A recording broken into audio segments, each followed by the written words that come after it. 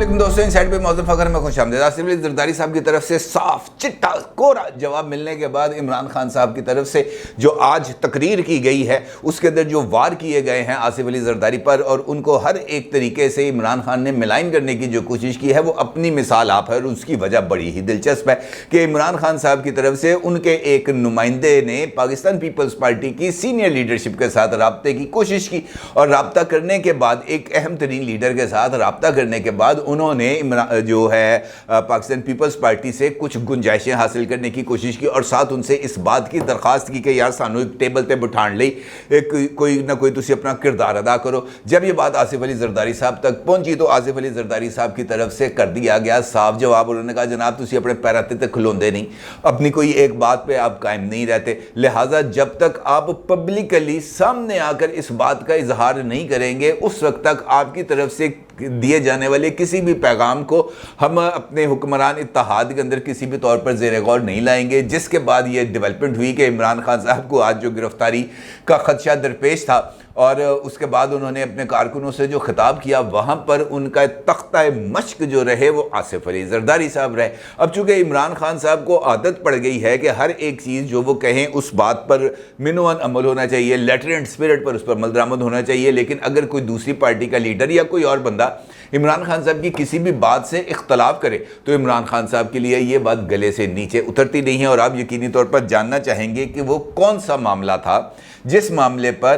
पाकिस्तान तहरीक इंसाफ ने इमरान खान की हिदायत पर उनके एक लीडर ने पाकिस्तान पीपल्स पार्टी के सीनियर मोस्ट लीडर से रब्ता किया और उनको इमरान खान साहब की तरफ से रिक्वेस्ट भिजवाई गई और उस रिक्वेस्ट का जो जवाब था उसकी वजूहात क्या थी। ये एक आज की बड़ी इंपॉर्टेंट डेवलपमेंट है जो मैं आपके सामने रखूंगा, लेकिन उसके साथ साथ दो तीन और खबरें हैं छोटी छोटी सी जो चस्के के लिए मैं आपके सामने पेश कर रहा हूँ। और उसमें से एक खबर ज़रा थोड़ी सी जो है वो संगीन नौयत की है, वो है खबर बिलावल भुट्टो जरदारी साहब की तरफ से। बिलावल भुट्टो जरदारी साहब ने आज एक तकरीब से किया है खिताब और कराची में किया है ये खिताब और इस खिताब में उन्होंने हुक्मरान इत्तेहाद से बाहर निकलने का दिया है इशारा और उनका ये मानना है कि जनाब मौजूदा हुकूमत ने जो सैलाब ज़दगान से वादे किए थे उन वादों पर अमल दरामद नहीं हुआ और चूँकि उन वादों पर अमल दरामद नहीं हुआ वो जो माली इमदाद उनको मिलनी थी वो नहीं मिली, जिसकी वजह से सैलाब ज़दगान की प्रॉपर्ली मदद नहीं हो सकी, उनको अभी तक रिहेबिलिटेट नहीं किया जा सका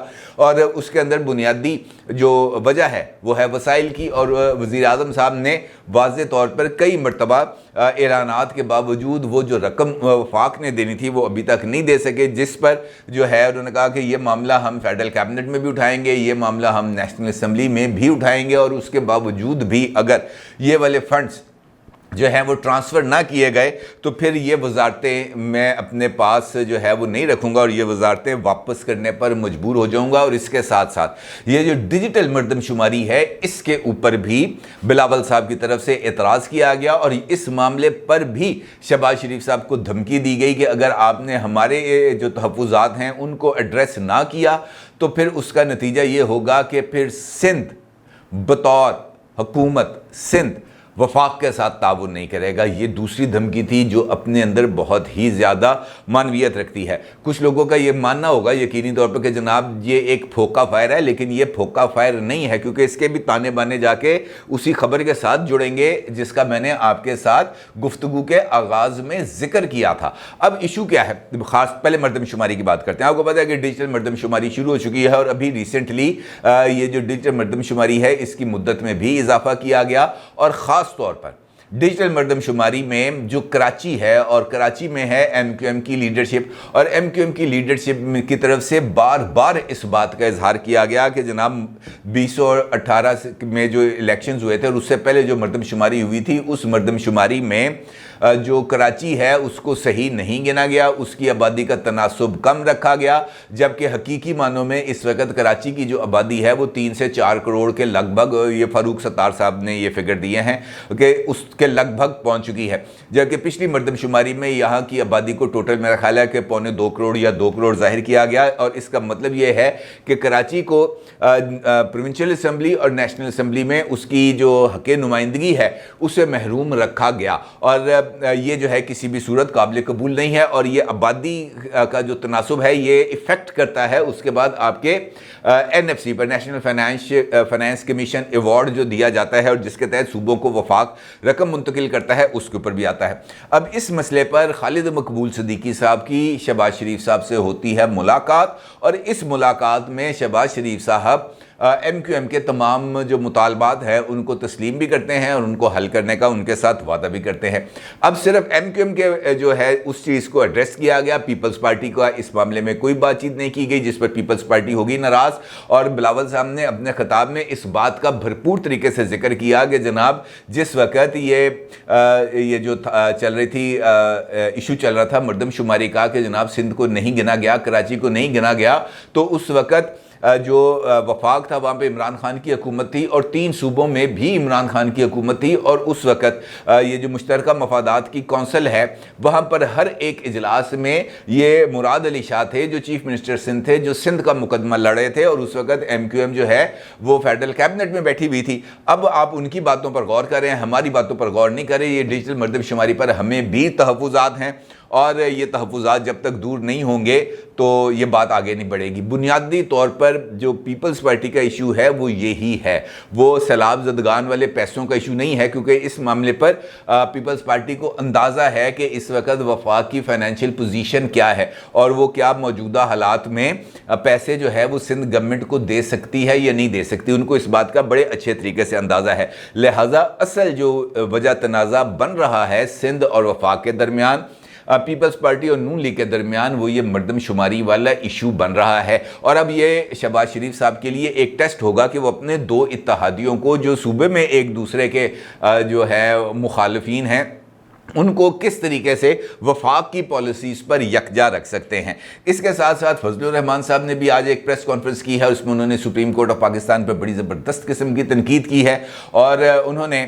یہ جو الیکشنز کرانے کے حوالے سے فیصلہ ہے اس پہ بڑے انہوں نے طنز بھی کیے ہیں، اور ان کا یہ کہنا ہے کہ جناب یہ آہٹ جو آپ کو سنائی دی تھی، یہ جو دستور پاکستان نے آ کر دروازے پہ دستک دی تھی 90 دن میں الیکشن کراؤ، یہ آپ نے سن لی، لیکن مشرف کے دور میں وہ کس آئین کی دستک تھی جو آپ نے نہیں سنی، اور وہ کیا وجوہات تھی کہ آپ نے مشرف کو 90 دن میں الیکشنز کرانے کا پابند نہیں کیا، بلکہ آپ نے اس کو 3 سال کے لیے الیکشن کرانے کا پابند کیا، اور اس کے ساتھ ساتھ وہ رعایت بھی دے دی گئی جو رعایت انہوں نے مانگی نہیں تھی، یعنی آئین میں ترمیم کا۔ تو انہوں نے کہا جناب یہ موجودہ حالات کیا اس وقت وہ ایسے ہیں جہاں پر الیکشن کرایا جا سکے، الیکشن کرایا جائے گا تو 4 صوبوں میں کرایا جائے گا، کسی ایک صوبے میں پک اینڈ چوز کے اوپر انتخابات نہیں کرائے جائیں گے، یعنی ایک اہم جو حکومتی اتحادی ہے اس کی طرف سے انتخابات کو یہ جو ہونے ہیں پنجاب میں اور اس کے بعد خیبر پختونخوا میں، اس کے اوپر تو جناب ان کی طرف سے آ گیا ہے ڈسینٹنگ نوٹ، اور اب دیکھنا ہے کہ یہ بھی معاملے کو اب کس طریقے سے ٹیکل کیا جائے گا، کیونکہ اس کا نتیجہ بھی کنٹیمپٹ آف کورٹ میں نکلے گا جا کر۔ دوسری جانب عمران خان صاحب کی آج گرفتاری کا معاملہ بہت ہی زیادہ سرگرم رہا، اور عمران خان صاحب کیسے فرار ہوئے اور کس طریقے سے وہ لاپتہ ہوئے اس کی بڑی زبردست قسم کی ایک انفارمیشن ملی ہے۔ یہ تصویر ہے جو آپ اس وقت اپنی سکرین پر دیکھ سکتے ہیں، جس میں عمران خان صاحب برقع پہنے ہوئے اپنی بہن کے ساتھ کھڑے ہوئے نظر آ رہے ہیں، برقع پہنے ہوئے، اور بتایا یہ جا رہا ہے حافظ حمداللہ صاحب نے بھی اسی بات کا ذکر کیا تھا کہ جناب عمران خان صاحب جو ہیں وہ برقع پہن کے بھاگے ہیں۔ اب یہ تصویر آ گئی ہے ایک سوشل میڈیا پر وائرل ہے، جس کے اندر جو سائیڈ پوز ہے وہ تو عمران خان صاحب ہی لگ رہے ہیں، اور لگ رہا ہے کہ جناب عمران خان صاحب واقعی برقع پہن کے پولیس والوں کو دھوکہ دینے میں کامیاب ہوئے ہیں، اور ان کے ساتھ ان کی بہن بھی کھڑی ہیں، دونوں بہنیں ایک جیسی لگ رہی ہیں۔ اب یہ پتہ نہیں ہے کہ یہ تصویر حقیقت میں ہے، درست ہے، غلط ہے، لیکن یہ جو امیج نظر آ رہا ہے اس کے اندر ایسا ہی لگ رہا ہے کہ وہ جو برقع پہنا ہوا ہے جس مرد نے یا عورت نے، اس کی عمران خان صاحب کے ساتھ جو مشابہت ہے وہ بہت ہی زیادہ ہے، اور یہ برقعے والی کہانی اب آگے بڑھتی ہوئی نظر آ رہی ہے۔ خیر اصل معاملے کی طرف آتے ہیں۔ اصل معاملہ ہے جناب عمران خان صاحب کا پیغام۔ عمران خان صاحب کی طرف سے پاکستان تحریک انصاف کے ایک اہم ترین لیڈر جن کا نام ہے فواد چودھری، ان کے ذریعے پیپلز پارٹی کی ایک اہم ترین شخصیت ہیں جو عمران خان کے دور میں عمران خان صاحب کے ظلم و ستم کا شکار رہے، تختہ مشق رہے، جیل میں رہے، نیب کے مقدمات بھگتے رہے، اور وہ پیپلز پارٹی کے بڑے سینئر لیڈر ہیں اور بڑے ان کا احترام تمام پارلیمنٹیرینز کرتے ہیں، وہ ہیں سید خورشید شاہ۔ فواد چودھری صاحب نے عمران خان کے کہنے پر سید خورشید شاہ سے نہ صرف ٹیلی فونک رابطہ کیا ہے بلکہ ان سے ملاقات کی خواہش کا بھی اظہار کیا تھا، اور انہوں نے اس بات کی خواہش کا اظہار کیا تھا کہ جناب عمران خان یہ چاہتے ہیں کہ پورے ملک میں انتخابات ایک ہی ساتھ ہوں، تھوڑا سا ہم آگے بڑھ جاتے ہیں، تھوڑا سا آپ پیچھے آئیں اور آصف علی زرداری صاحب سے بات کریں کہ وہ ہماری پس پردہ کوئی ملاقات ارینج کروا دیں جس کے اندر یہ جو ہمارے تینوں فریق ہیں یعنی حکومت، اسٹیبلشمنٹ اور اپوزیشن یعنی عمران خان صاحب، یہ تینوں وہاں پر موجود ہوں اور ہم ایک کمیٹی بنا کر اس حوالے سے گفتگو کر لیں اور کسی حتمی نتیجے پر پہنچ جائیں تاکہ یہ جو روز روز والا معاملہ ہے یہ ختم ہو جائے۔ اس پر خورشید شاہ صاحب نے یہ پیغام جو ہے وہ آصف علی زرداری صاحب تک پہنچایا، جس پر آصف علی زرداری صاحب نے خورشید شاہ صاحب کو یہ بات کہی کہ یار اے نہ کسی تھالی دے بینگن نہیں، یہ کسی پانڈے دا ٹکر نہیں ہے، یہ ایک دن ایک بات کرتے ہیں، دوسرے دن دوسری بات کرتے ہیں، ایک دن ایک بات کرتے ہیں، اگلے دن اسے یو ٹرن لے لیتے ہیں، لہٰذا ان کے آپ کو ملنے والے اس پیغام کے اوپر ہم کسی بھی طرح کا کوئی انیشیٹو نہیں لیں گے۔ ہاں اگر یہ واقعتاً اس معاملے میں سنجیدہ ہیں تو پھر یہ اوپن فورم پر آ کر ہمیں ایڈریس کر کے یہ والی ریکویسٹ کریں پبلکلی سب کے سامنے میڈیا پر کہ جناب ہماری پیپلز پارٹی سے درخواست ہے کہ وہ ہماری اور حکومت کے درمیان کوئی پیچ اپ کرا دے انتخابات کے لیے۔ یہ واضح طور پر یہ بات سامنے آنے کے بعد ہم اس کے اندر کوئی رول پلے کرنے پر تیار ہوں گے۔ خالی عمران خان اور فواد چودھری دونوں کے درمیان کو بات چیت ہے تو یہ بات ہم ماننے کے لیے تیار نہیں ہے، کیونکہ ان کی بات سننے کے بعد اگر ہم انیشیٹ کر دیں بعد میں عمران خان بیک آؤٹ کر دے جو ان کی عادت ہے تو پھر اس سچویشن میں ہمارے لیے بھی جو پوزیشن ہے وہ بہت زیادہ آکورڈ ہو جائے گی۔ اور یہ پیغام جو ہے وہ خورشید شاہ صاحب کے ذریعے پہنچا فواد چودھری پر اور فواد چودھری صاحب کے ذریعے پہنچا عمران خان پر، جس کو عمران خان صاحب نے اپنی شان میں گستاخی سمجھا، اور پھر اس گستاخی کی ان کو زرداری صاحب کو انہوں نے سزا دینے کا فیصلہ کیا، اور پھر یہ جو کارکنوں کے اعزاز میں انہوں نے چائے پانی کا بندوبست کیا ہوا تھا، اس چائے پانی کے بندوبست میں انہوں نے آصف علی زرداری صاحب کے